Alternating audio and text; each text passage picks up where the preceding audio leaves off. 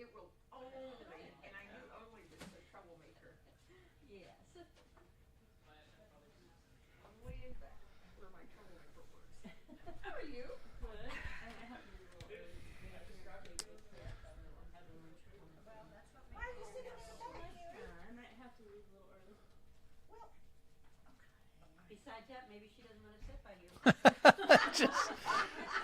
Just call a spade, I guess. that's the way it is. Wow. That's the way it is.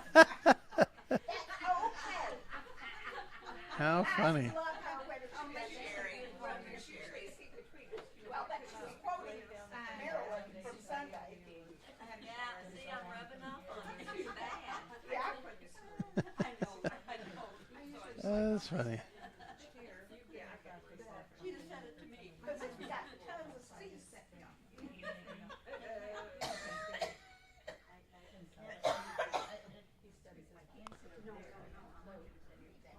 Yeah.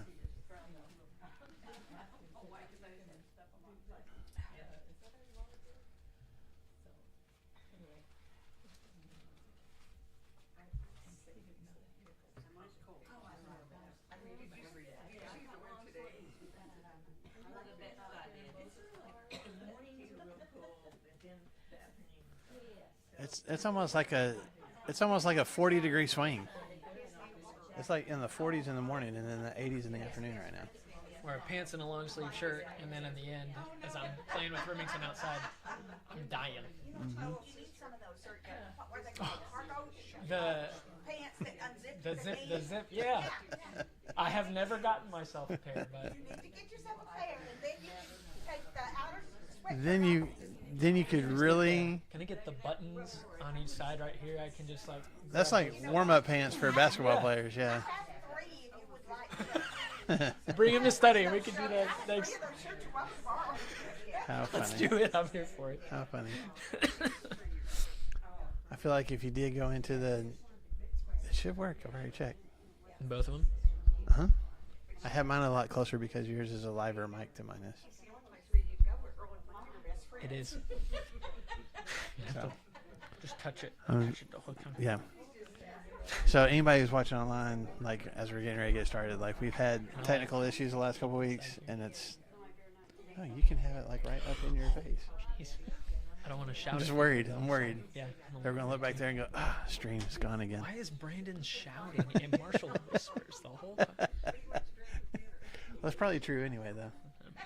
I am pretty loud. Yeah, Lou's pretty loud too, so. I think I've told you this though. I had a bunch of friends take abnormal psych together at Harding, and so then this is so dumb, but you do dumb stuff in college. But like, it was funny then. I don't know that it's that funny now, but we would make up like disorders for each other, like based on actual like some character trait, and we'd try to come up with it. So anyway, that circle of friends said that I had what they called PDD, projection deficiency disorder, where I would be talking, like a whole bunch of us talking, and I might be mid sentence, and then somebody else just starts talking over me, and I'm just like, okay, and they're like, I mean, it happened enough that they're like, man, if you just speak up. I'm like, I'm just talking, man. You should project. You have projection deficiency. Projection deficiency.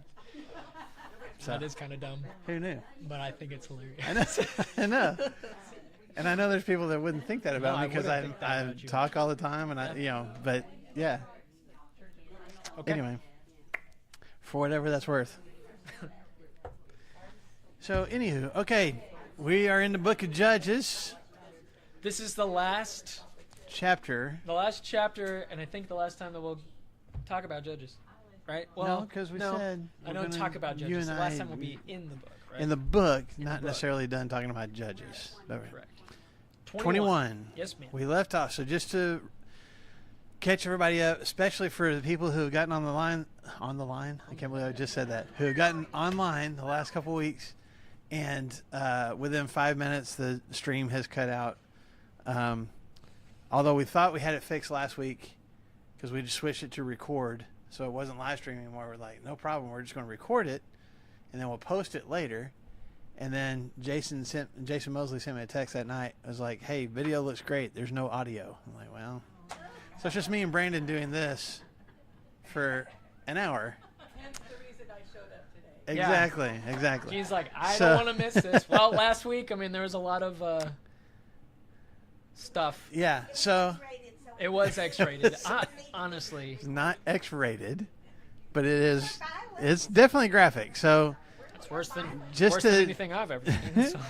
just to catch everybody up, especially if you've missed it online, chapters 19 through 21 is kind of one continuous story. A guy traveling with his concubine comes to a town called Gibeah in Benjamin, gets invited to a guy's home. The people of the city, or not the city, some of the men of the city surround the house and want this guest to be brought out to them so that they can have sex with him. He refuses. The dad offers his virgin daughter and the man's concubine. They say no, but then they go ahead and throw out the concubine anyway. They rape this woman all night, and she stumbles back to the doorway early the next morning and presumably at least passes out, if not dies, in the doorway. The guy gets up the next morning after he's had a full night's sleep and realizes what's happened, puts her on the donkey, rides back home, cuts her into 12 pieces, sends a piece to all the different tribes of Israel, says, let's do something about this. All the Israelites get together, except for the Benjamites, and they're like, this is bad. What should we do? Let's go attack the Benjamites. So they go, 400,000 of them go to attack the Benjamites. The Benjamites come out and say, why are you attacking us? They say, here's what happened in Gibeah. Send out the guys who did this, and we'll all go home. We'll punish them, and then we'll all go home. They refuse, and so they decide to attack. They get routed. Yeah, and there's 20-some-odd thousand of the Benjamites against 400,000 of the rest of the Israelites. And the first day, the Benjamites completely annihilate them. There's I want to say 10,000 of them that died or something like that. Next day, more of the same. Third day, well, first of all, second day, they did not change battle plans at all. Exact same strategy that got thousands of them slaughtered the day before. They just said, we'll try it again. They'll never expect the same approach. Anyway. The same losing approach. So third day, they act like they're going to do the same thing, but they actually set up an ambush. And so when the Benjamites come out to attack, they start to retreat. And it's a ruse. I mean, they're faking retreating, but they're retreating away from the city as the Benjamites come to attack them. Meanwhile, some other Israelites go in and just kill everybody and set the town on fire. And then the Benjamites are like, oh no, and they run back towards the town. And then the rest of the Israelites turn back around and attack them and just about kill everybody. There are 600 survivors of the whole tribe, of the men of the whole tribe of Benjamin that flee to the hills. And then the Israelites don't just stop with destroying the town of Gibeah. They go around and just destroy multiple towns and the whole tribe. So just killing and destroying everything and everyone. And that was, I feel pretty good about that. That was a quick summation of chapters. You feel good about that? I don't feel good about everything that happened. I feel good about how quickly I got through 2 chapters. That was pretty good. That's what we've been talking about the last couple of days. No, it's not good. It's awful. And what's the key phrase that's already been said a couple of times? Israel had no king, and everyone did as they saw fit. We think this is the right thing to do. And we talked about that last week, that even the Israelites, when they all meet together and say, what should we do? And they come up with these ideas. It doesn't seem like at any point in there they said, you know what, let's pray about this. Let's talk to God about this. What does God think we should do? And the only time they actually asked for God's intervention or his guidance is, who should attack first? We're going to go kill our fellow Israelites, but who should lead the battle? And then God answers that, and of course it just goes bad twice. And it seems like God kind of did that on purpose. So anyway, I'm just saying, it's just horrific things. We talked about how just you see kind of the worst side of human nature in this whole scenario on both sides. Like the things that the Benjamites were wanting to do to this man, the things that they ended up doing to this woman, the reaction that he had in cutting her into pieces, the Israelites all getting together and attacking their own people, and not stopping with just the city that was responsible for this whole thing, but just going on a rampage and nearly destroying the whole tribe. There's 600 people left at the end of chapter 20 out of the thousands that were a part of this tribe. Okay, so just a ugly chapter or two in the history of Israel. And again, we'll talk about this more here in just a second, but you read this story, and there's part of it that, I mean, Brandon and I, we confess, there's part of it is like, oh, battle, and, oh, it's crazy. And it's kind of, there is almost an intriguing is a good word. I was going to say an entertainment kind of factor. I mean, it catches your interest, but at the same time, you're almost like, this is uncomfortable to even read. It's the Revolutionary War stuff. It's so intriguing about how the interaction and stuff happened and how it came about and all of it, but it's terrible. You hate to read it, but it's interesting because it happened. And it's right. And Way to bail him out. I got you. Not entertaining, although they have made good movies about it. but I'm just saying, like, you Can't look away. Yeah, it's like it's like looking at a car wreck. wreck. Yeah, it's like I don't want to know, but I kind of want to know. But you also look at it like, why? What in the world is this doing in Scripture? Like, how is this helping me become closer to God? What am I supposed to learn from this? Ever happened again. Exactly. No. And That's it a hasn't one happened time. in the past 100 years. Has not happened. This is the only time that people have slaughtered their own people for dumb reasons. So anyway, we're going to kind of tie a bow on this horrific story today and finish up this book and move on into the next one because it's still in the period of the Judges. So chapter 21 is where we're at. We stopped at the end of chapter 20. So now the battle is done. The cities are destroyed. The 600 Benjamites are in hiding. It says that they were in hiding for 4 months there at the end of chapter 20. So now here's this other piece of the story that hadn't been told before. It's like the author of Judges is like, oh, I forgot to tell you one other thing. Chapter 21, verse 1. The men of Israel had taken an oath at Mizpah. So before we had the battle, before we attacked, when everybody got together and said, what should we do? Here's the oath that they made. Not one of us will give his daughter in marriage to a Benjamite. Now, why that was even part of the discussion when they were talking about going to attack him, I'm not for sure. Unless it was just like, hey, you know what? We know we're going to win this battle. And so, but not only are we going to win, we're going to basically cut off this tribe. We're not going to have anything to do with them. We're going to not let our daughters marry him. This tribe is going to cease to exist. That's the oath that they made. Okay. The people went to Bethel, where they sat before God until evening, raising their voices and weeping bitterly. O Lord, the God of Israel, they cried, why has this happened to Israel? Why should one tribe be missing from Israel today? I know. I know why this has happened. Anybody else? Why has this happened? It's their own fault. Like I wonder if they're like almost surprised. Like, how did this happen? It's growing up. You accidentally hurt your sibling. You come up to your parents. You're like, he's hurt. I don't know what happened. And it's like he's got a broken arm. It just happened. Well, I don't crazy. know. Who knows? Mom, how could you let this happen? Let's keep. That's totally hypothetical. Hypothetical. So, it's after the destruction. It's after the killing. It's after they have gone to the extremes they've gone to that suddenly their remorse kicks in. Right. Oh, wait. What did we do? There's the good glimmer of like, they know something's wrong, so they go to God with their wrongdoing. But to your point, what are they failing? What's the massive thing that they are failing to do when they're in front of God? It was me.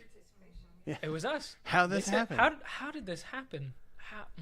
And they're God, going, Go God, ahead. why did you let this happen? Yeah, and it's also like going to God after the fact.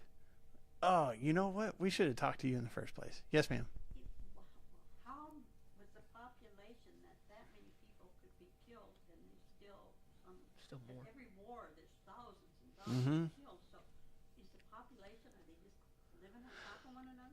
I mean, it's probably in the low millions. I mean, the estimates are you know, if you go what 400-ish, 300, you know, how many hundred years before this, when the Israelites first come out of Egypt, it's estimated there were 600,000 men, right? Is that right? That came out of Egypt, or at least 600,000 of fighting age. The top number of overall population that I've heard, so like probably not higher than this, was like 3 million total people. Well, how many Yeah. came out of the wilderness? That's what I'm saying. There are at least 600,000 fighting men. So estimates are about 1 million people, maybe a little over 1 million people 'Cause I that was came out of thinking Egypt. a small group of, 30, 40 people. Oh yeah, Yeah, How did they yeah, multiply so fast? right. Yeah. Yeah. yeah. Yes. And I thought 40 years, that's making a lot of people in 40 Right. years. No, but between the time that you know, Joshua led them across the Jordan River until now, you're talking. I mean, different scholars have different opinions. It's at least 400 years, or not at least. Some people say 400 years. Some people say maybe 250. You know, by this Enough point, for a couple generations to have lots of babies. yeah, you're probably looking at least a couple hundred years, if not 400 years later. So, plenty of time. I mean, if you even think about just, you know, look at America's population growth over the years from colonial times to Civil War. Which You has know, only it's been like about 70 or 80 years Yeah. in that time, and how many millions of people, you know, and part of that was obviously, you know, people having babies, but part of it was other people moving in too. Well, you got people here that are moving into these tribes. There's people that have assimilated into the kingdom of Israel, that they, you know, they conquered their land and stuff too. So you got the potential for, if you're talking about at least a couple hundred years, you could double the population pretty easily. You know, 'cause I'm thinking all these fighting men, and then all the wives and children are Mhm. still back home. you Yeah. know, Yeah. And they had polygamy going on then too, didn't Yes, they would have husbands with multiple wives. They would have. I mean, we talked about the one judge that had 70 sons, right? So, Maybe that's an average. You know? you know, but it's also, well, it's just kind of a testimony to The promise. I mean, this is part of what God said. I'm going to make you into people that can't be counted. And even with these different battles that you see, there's always repopulation. There's always, you know, they just kind of, we kind of keep replenishing ourselves. And so, but to your point, Sherry, that's part of the problem that they're going to have to address here. Okay, so let's keep reading here in chapter 21. Verse 4. Early the next day, the people built an altar and presented burnt offerings and fellowship offerings. Again, I know I'm interrupting myself after one verse, but like, why didn't we start with this? It's after the fact. It's after the fact. You're like, oh, you know what? We should probably worship God and try to get, you know, His opinion on this And stuff. what's God's response to their question of why all this happened? Why did this happen? How could you let this happen? What's God's response? Exactly. Yeah, There's no response. you should know. He's like, come on, guys. Verse 5, the Israelites asked, who from all the tribes of Israel has failed to assemble before the Lord? For they had taken a solemn oath that anyone who failed to assemble before the Lord at Mizpah should certainly be put to death. So, again, we're finding out all these oaths after the fact. They didn't get included at the first part of the story, but we've got two oaths that have been taken when everybody got together before they attacked the Benjamites. One is what? We're not going to do what? Take a Benjamite. Uh-huh. Benjamites are not allowed to have a wife from any. Right. We're not giving our daughters to any of these nasty, dirty Benjamites. Okay. And the second one was what? If you didn't show up to the war meeting, we'll put you to death. Anybody who's not here deserves to die. Which, again, like everything else in this whole story, seems a bit extreme. But that's how mob mentality, man. That's how just enraged that they were and ready to go to battle that they were. Okay, so they asked that question, who didn't come? Verse 8, they discovered that no one from Jabesh Gilead had come to the camp for the assembly. For when they counted the people, they found that none of the people of Jabesh Gilead were there. So the assembly sent 12,000 fighting men with instructions to go to Jabesh Gilead and put to the sword those living there, including the women and children. So we're going to go to this town that's part of Israel. So we haven't learned anything from attacking the Benjamites. We're going to go to our own people, and we're going to kill everybody, all the women and children. And what are they trying to do? Why are they doing this? Why aren't they marrying, and why are they going and destroying their own people again?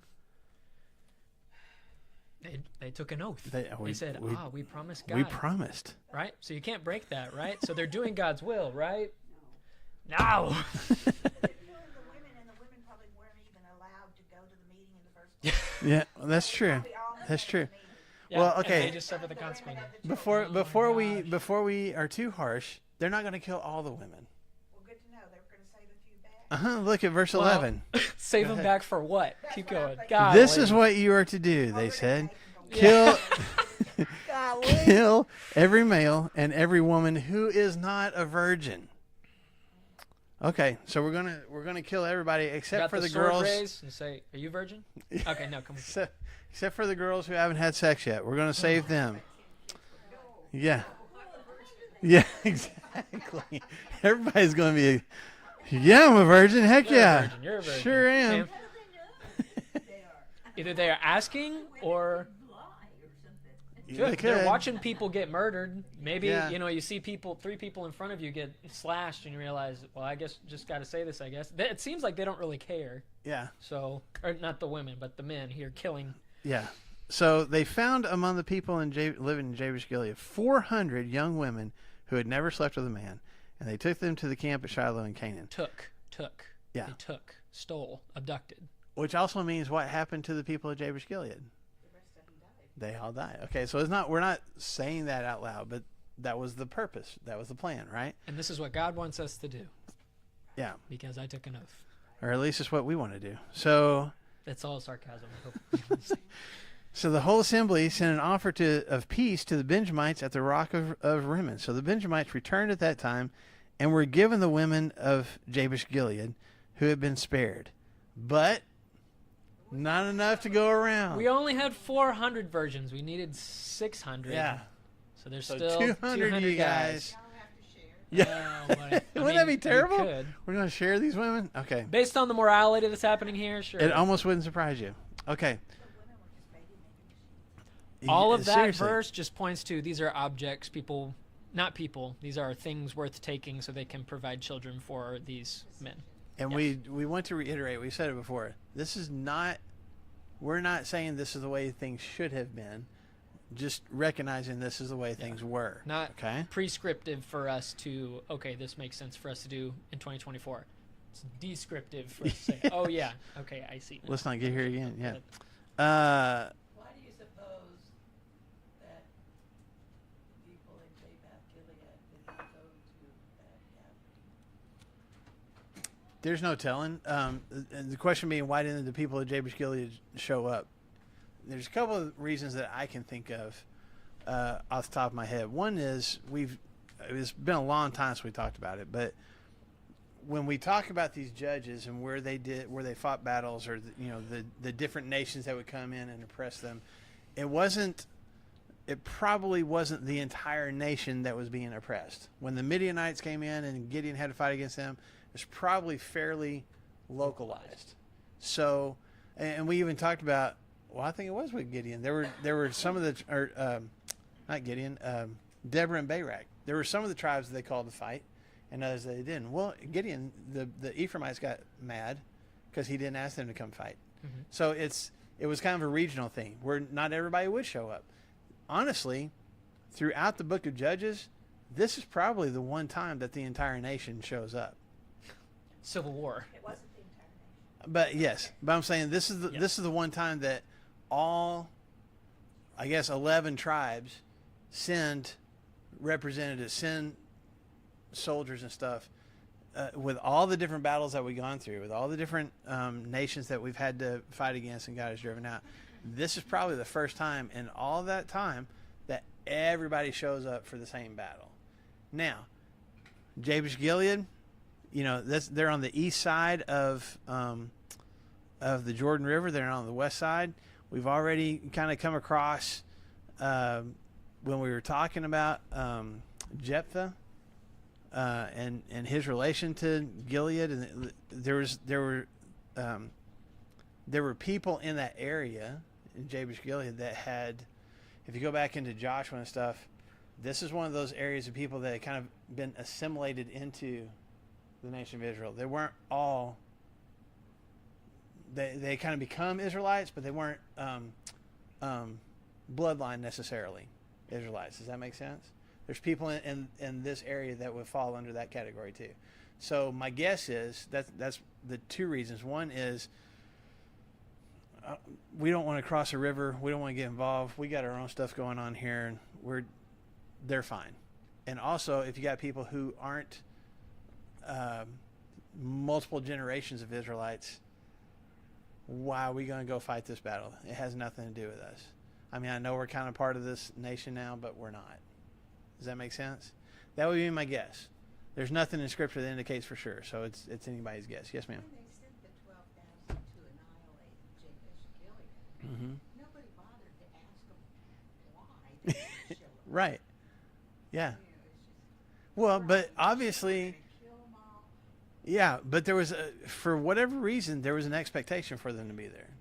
And so it may have been one of those things where they're just like, yeah, we're not going. And maybe, honestly, Notified 'em. Right? Yeah, so they didn't get the email. Really? They didn't get the email. didn't It get didn't the come email. through. But wouldn't they want to keep these people alive because they just killed they just lost a whole thousands Yes. and thousands. Why would Yes. they go and say, hey, you want to be nice and join them? That'd be great. Instead, they killed them all. Mm-hmm. Well, Wouldn't it be good for them just to go to the people of Jabesh Gilead and go, hey, man, we got this situation. Would you guys be willing to send your daughters over here? Wouldn't that be a nice thing to do? Oh, yeah. Seems a little better than like just showing up and killing them. What is the key phrase that we keep coming back to? They do what they think is the right thing to do. Is it the right thing to do? No. But this is, Yes. yes, ma'am. This, They kind of took a lot on themselves because God didn't ask them together.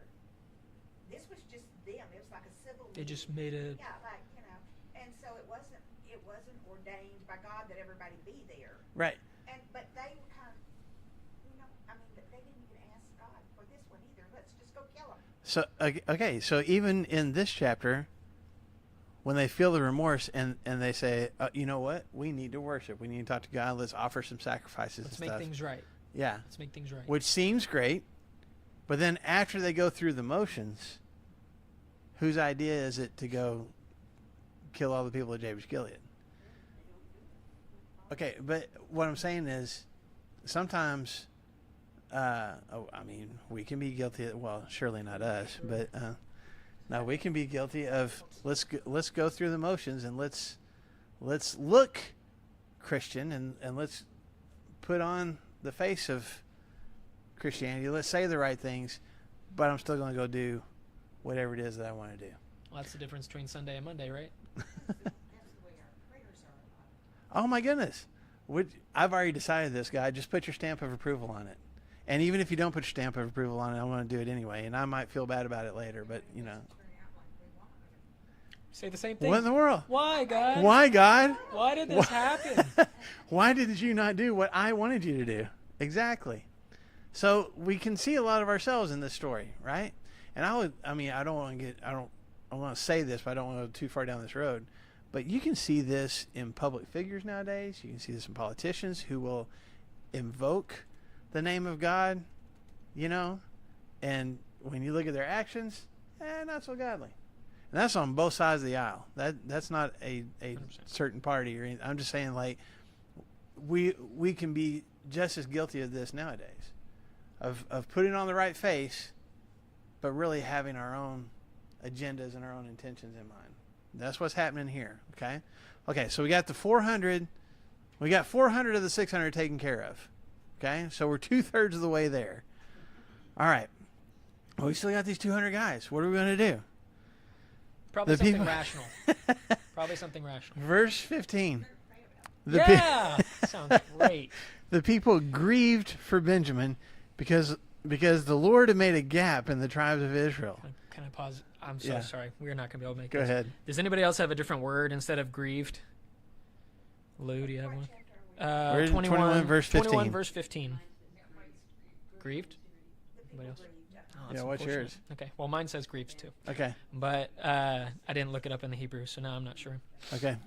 But there was Felt yours say? compassion? Compassion. Felt sorry for him. Okay. So let's just for a second. Felt compassion for Benjamin. Felt sorry for Benjamin.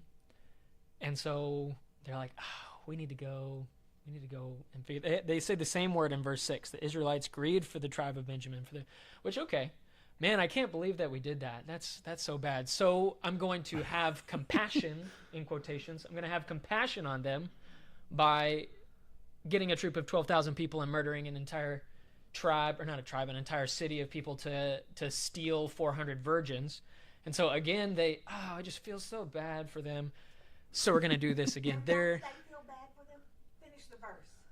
They grieved Benjamin because the Lord had made a gap in the tribes of Israel. Oh, whose fault is it? God's. Yeah. And so here it is. It's like, oh, remember, we don't have a king and everybody's doing what's right. So they feel this, we have to make it right.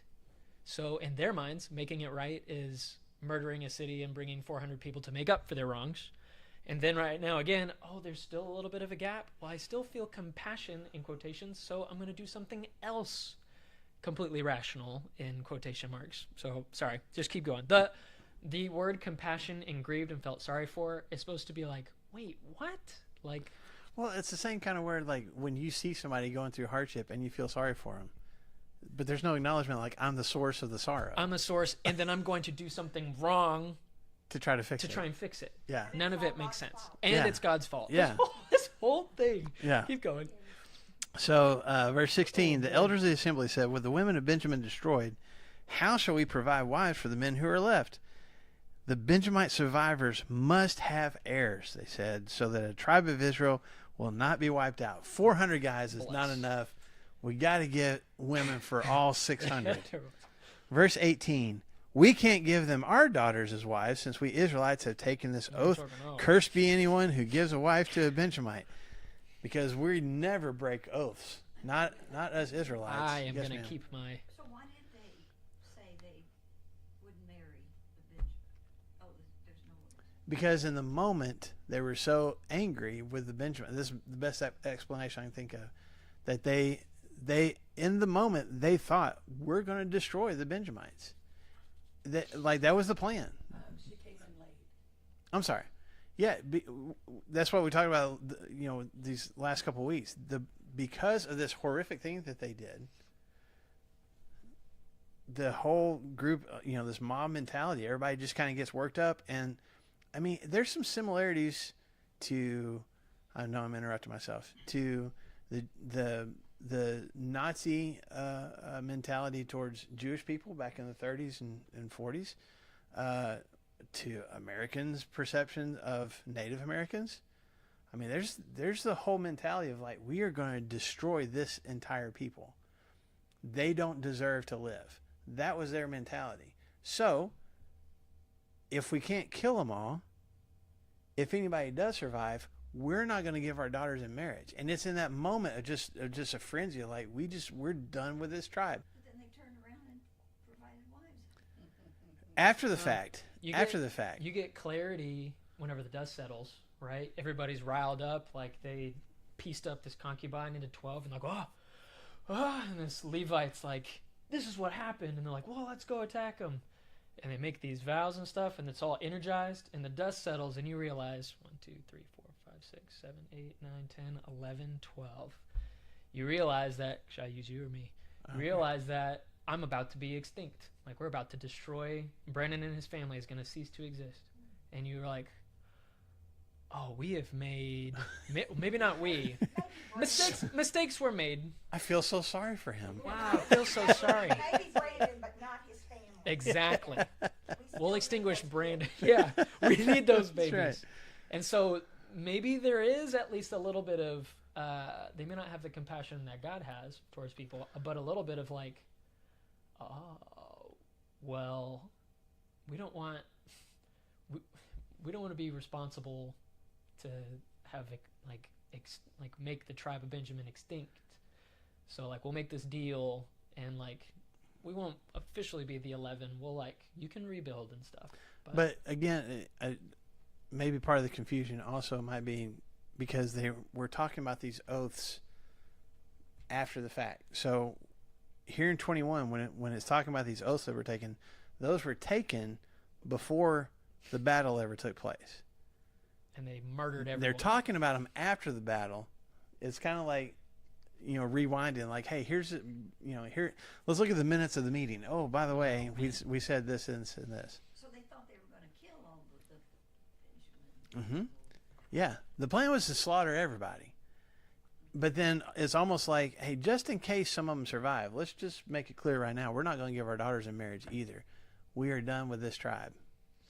Okay? As at first they were just going to kill the men responsible. Yeah. And then they were like, no, you can't kill our men. So they're like, all right, well, we'll come and kill you guys. And then at the very end of 20, they put everything to, like, they just were drunk with the lust for blood, and they destroyed everything. So they may put have gone all like, the towns to the sword. we went a little too Animals far. and everything. We want to completely annihilate this tribe. And then once it's over, it's like, oh, that was a mistake. Wait, so they're trying to fix it. Those are our brothers. Like they share blood with these people. Okay, so we got 400, but we got these other 200 guys. Man, we got to get wives for them. What are we going to do? Verse 19. But look, ha! There's the annual festival of the Lord in Shiloh to the north of Bethel and east of the road that goes from Bethel to Shechem to the south of Lebanon. Like, okay, great. So there's a festival. Keep reading. Verse 20. So they instructed the Benjamites, these 200 guys, saying, go and hide in the vineyards and watch. And when the girls of Shiloh come out to join in the dancing, then rush from the vineyards, and each of you seize a wife from the girls of Shiloh and go to the land of Benjamin. And when their fathers or brothers complain to us, we will say to them, do us a kindness by helping them, because we did not get wives for them during the war, and you are innocent, since you did not give your daughters to them. Totally justified. Totally. So, apparently, kind of like, Frisco Fest, or I don't know, whatever we do down in the square in Bentonville, just when everybody comes out for the street party. The grape festival that's in Tawnytown. Yeah, it is a great festival. Go hide in the vineyards. So, and everybody, apparently there's some part of the whole parade and everything where all the women and all the girls come out and they're dancing. You can kind of picture it with, like, I'm sure, like tambourines and different things they had back then. And it's just this whole big party. Well, these guys just hide in the fields, and when the girls come out dancing, just go grab one and go home and be happy. And when the dads say, hey, why are you somebody just kidnapped my daughter, what are we going to do about this? Then we're going to say, just like, hey, just let it go. Let it slide. Be all right. We're providing you a service because you don't have to look for a husband. Right, and that's what, when it says, and you are innocent since you didn't give your daughters to them, meaning you don't have to provide any kind of a dowry. You don't have to, like, pay somebody to marry your daughter. Or we're taking them off your hands. It's okay. Yeah, and there's no legal transaction we have to go through. You just now have a new son-in-law. Congratulations. Yay. Why are the 600 Benjamites not furious about this? Why are they so compliant about it? Well, what's happened to the other 25,000 of them? I guess they didn't want to get. I'm saying, like, everybody got killed. Like, I would be fairly compliant too. And also, let's scooch into the just give you a peek behind the curtain of the core of male mentality. It's like, oh man, my wife, my kids, all the things, like, gladiator, like I'm all alone. And now the tribe is like, hey, just pick your girl, just go pick a virgin, and just go hide in the vineyard and just go nab them, just go grab them really quick, and then go back home and make babies. all right. Yeah. And the girls have to be compliant. Really quick too, okay? It doesn't specify what kind of festival or feast we're talking about, right? It just says an annual festival to the Lord. Festival to the Lord, okay? And we don't know. At least I don't know. It's a festival to the Lord. I do know one thing, at least in the Bible, with all of the festivals that are mentioned and everything, there's no dancing girls in a vineyard. Like, there's none of that, at least prescribed in the Bible. For whenever you have these feasts, we don't send out young ladies to go and dance in the garden with tambourines and stuff like that. We don't have any of that. So there almost is like a, hey, well, maybe in Shiloh they're doing something right. They're having a festival to the Lord. There's good things happening. But there is a little hint of like, wait, why are there girls dancing in the vineyards again?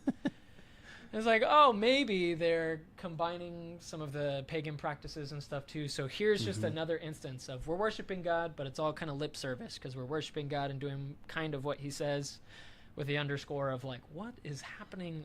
The only people that are paying the price, that's a lie.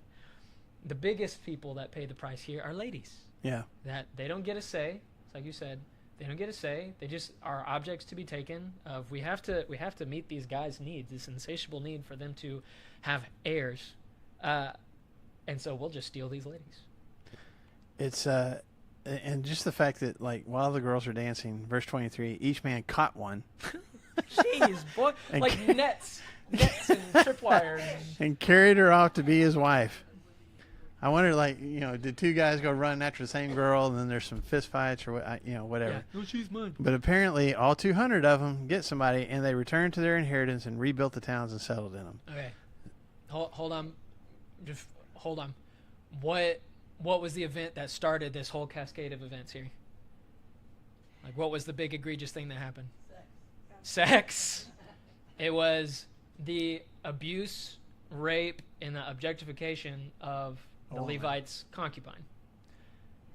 That was the thing that started this giant avalanche and all of that. But at least we end on a good note of objectification, kidnapping against their will, and effectively rape of all of that. And in the end, we're checking it off because it's a good thing now. Because we've provided for the tribe of Benjamin. Yeah, because in verse 24, at that time the Israelites left that place and went home to their tribes and clans, each to his own inheritance. So, whew, crisis averted. Oh, man. Glad that's done. But 25 says it all. Yeah.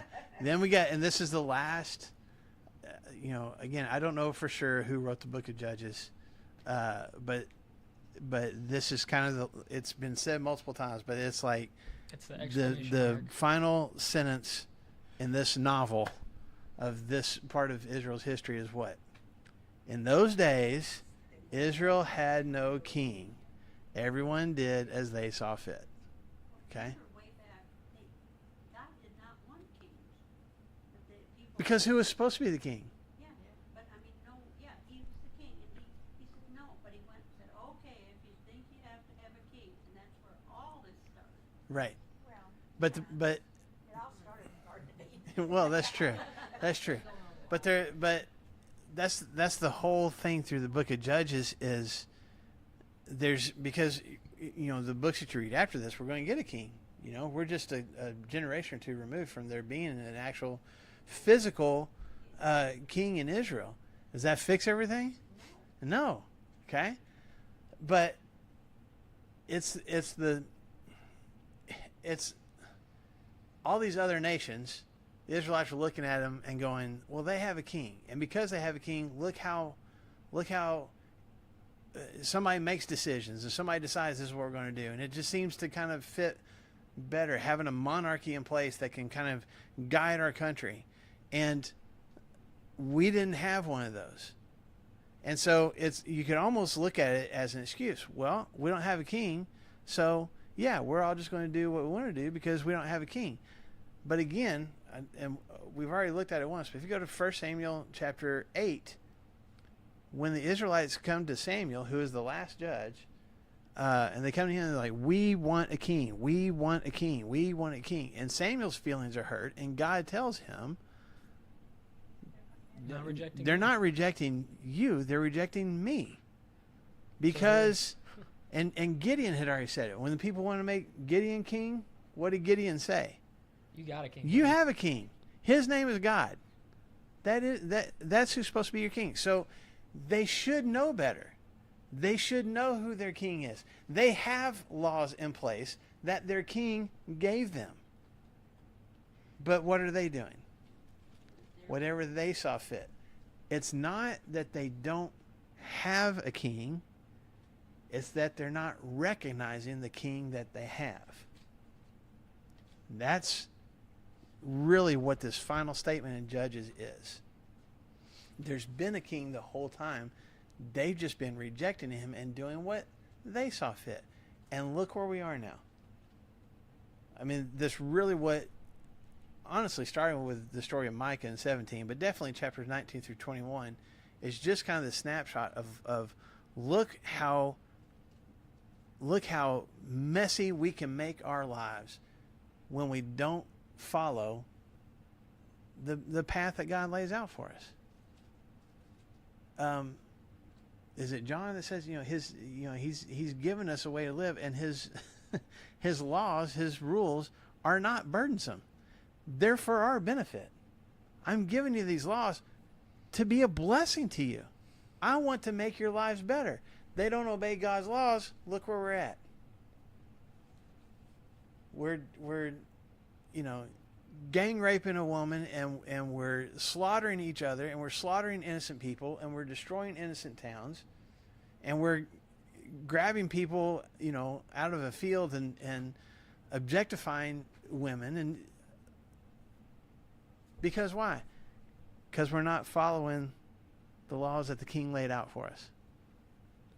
And I know we say it sarcastically and say, well, that was back then, and thank goodness it's not now. But let's be honest.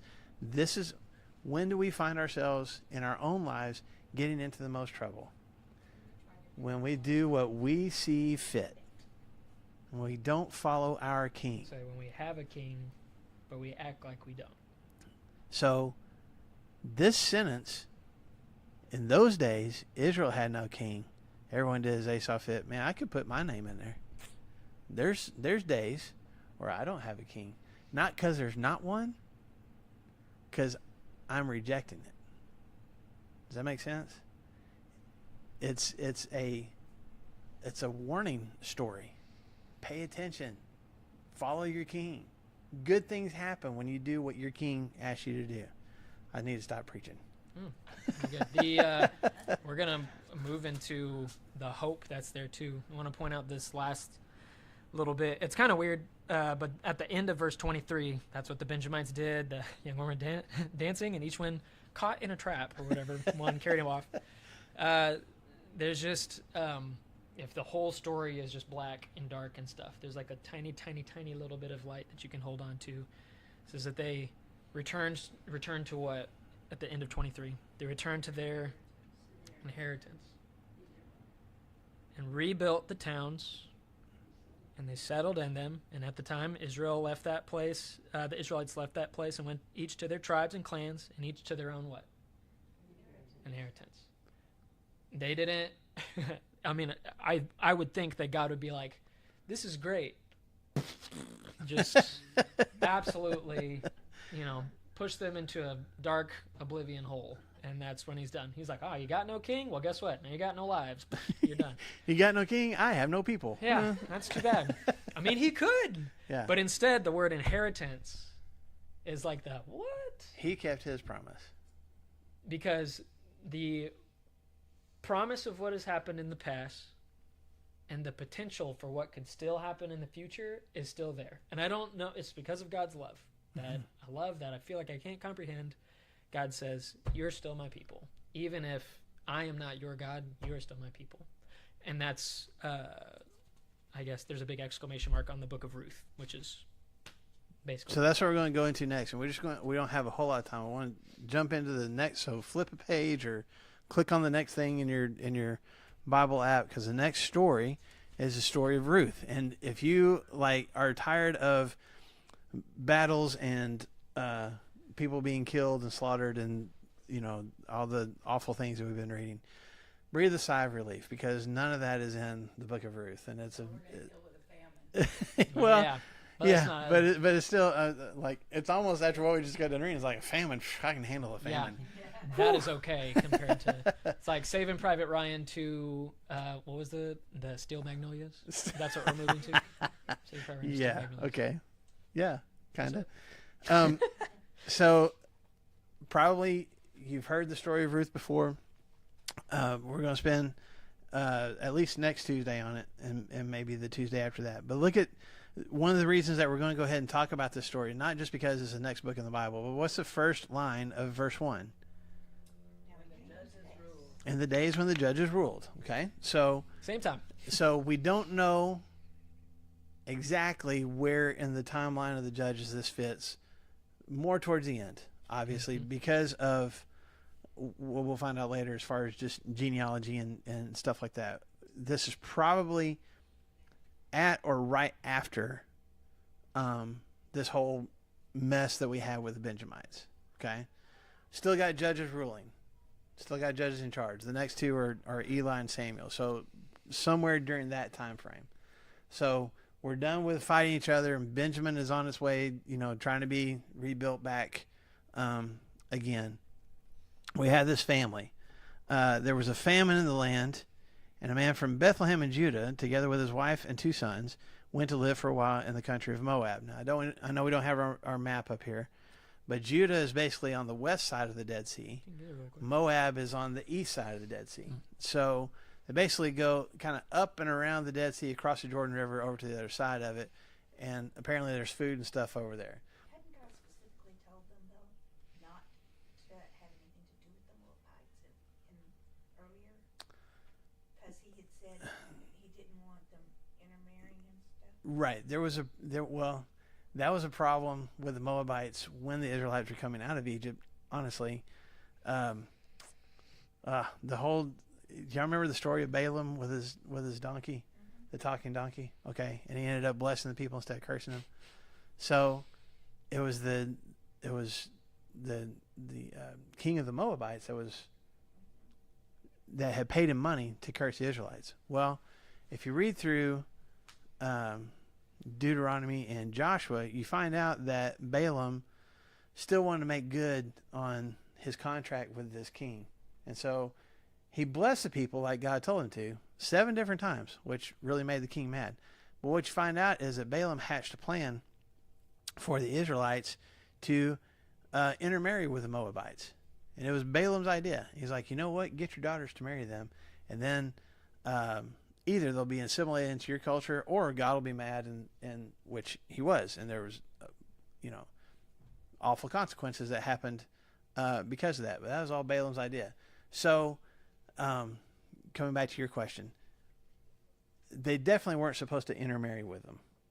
As a matter of fact, when you get on into David's time, he subjected the Moabites and the Ammonites, all the people that are living around the Dead Sea, the Edomites, are basically indentured servants. They're basically in servitude to the Israelites. But I think because they weren't they're on the east side of the Dead Sea, they weren't in the Promised Land, I don't think they had to be annihilated. Does that make sense? Don't intermarry with them, but I don't know if they were on the list of annihilation or not. I'd have to look that up. So I don't want to say for sure. I just was thinking that they had been told not to interact with them because of their... Definitely don't intermarry with them. That he was not their God. Definitely don't give your daughters in marriage. Don't marry their daughters. That's what starts lots of problems, especially in churches. Which they end up doing that, and it causes lots of problems, for sure. So, Why would he go into that land when God had told him? because there's food there. I guess. Because famines will cause you to do things that maybe aren't the best thing to do. Well, what about all those other people in Mhm. where he came from, Bethlehem? Or Mm-hmm.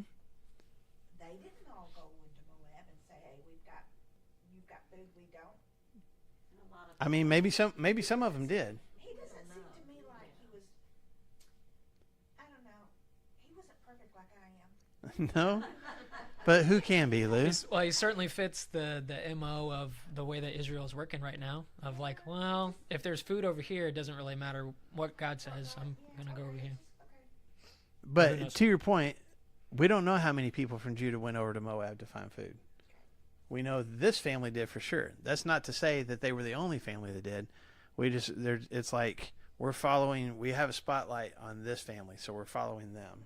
Yeah. And the thing that I want to point out to you, what's this guy's name? Verse 2. Elimelech. Elimelech. Yeah. Elimelech. It's fun to say. Elimelech. Sounds like something Raina would say. And his wife Naomi, and the names of his two sons were Mahlon and Chilion. They were Ephrathites from Bethlehem, Judah, and they went to Moab and lived there. Okay, a couple things real quick, and then we'll wrap this up. So first of all, Ephrathites from Bethlehem. So Bethlehem, obviously later on is the city that Jesus was born in. But this town has been here for a long time. So all the way back in the book of Genesis, when Jacob is coming back from being gone and marrying Leah and Rachel and having all his kids and all that stuff and coming back and meeting Esau, when Rachel is pregnant and giving birth to Benjamin, which is interesting. We've been talking about Benjamin today. But when she's giving birth to him, she has difficulty in labor and she ends up, dying. Well, they stop for her to give birth at the town of Ephrath. Okay? Same spot? Yeah. Which eventually, when the Israelites get there, becomes the town of Bethlehem. So you can kind of look this up, and there's not really any really good answers about the thing. It's just kind of the same. Like, we've already encountered the town of Jebus, which becomes the town of what? Jerusalem. Okay? So you got these Canaanite names for these towns that the Israelites end up, when they take over, they rename the town. So there's a couple times before we even get here where it's Ephrath, that is Bethlehem. Does that make sense? Now, different scholars have different opinions. I think that for him to specifically say, for the author of Ruth to specifically say, these are Ephrathites from Bethlehem, is a way of saying they had multiple generations living in this area. They haven't moved from another tribe into Bethlehem. They're kind of originals from when the Israelites first came in. They're one of those established families. Does that make sense? It's kind of it's almost saying like these are Bethlehemites from Bethlehem. Well, all right, that makes sense. Thanks. But Brandon, I was thinking the same thing. Is from Texas, but now in Arkansas, right? But Marshall. But I the chosen one. am an Arkansan from Arkansas. Like it's saying like this is. He's an OG. Yeah. This is a real Arkansan. These are people who have, and it's going to become important later when Naomi and Ruth make their way back here. We have established kinfolks here. It's not just we happen to live here, we happen to move into the area. We've been here for a while. Our families. Does that make sense? Okay, the other thing, real quick. I just discovered this. Of all the years that I have known this story, I didn't know this until yesterday when I was looking at this, and I was so excited to share it with you. I couldn't wait. Guess what Elimelech means in Hebrew? There's a wife to The Naomi. name Elimelech. Guess what it means? Because we'll find out later what Naomi means, because that has, we want to find out that. But what does Elimelech mean? Desert. God is king. Daggum. Oh! The whole book of Judges, what has been the theme? We have no king. Elimelech, the name Elimelech means God is king. I can and see it's you the in your office like, oh! Like, in the time of Judges, when everybody's doing what he sees fit, there's one guy whose name literally means God is king. It's significant to me. There is no king. God isn't king. We don't have a king. There's a guy who every time you call his name, you should be reminded, we have a king. It's God. Okay? And I think it's significant that it's right after, a couple of words after the last part of Judges. Yeah, we get done with this horrific story, and the last words of the book of Judges are, there is no king. And the next story that we have is, actually, God is king. Because here's this guy, Elimelech, that his name proclaims it. So I want to share that with you. I just thought that was so cool. Yes, ma'am. On it. Quick question. Yes, ma'am. Her daughter-in-laws were married for 10 years. Did they not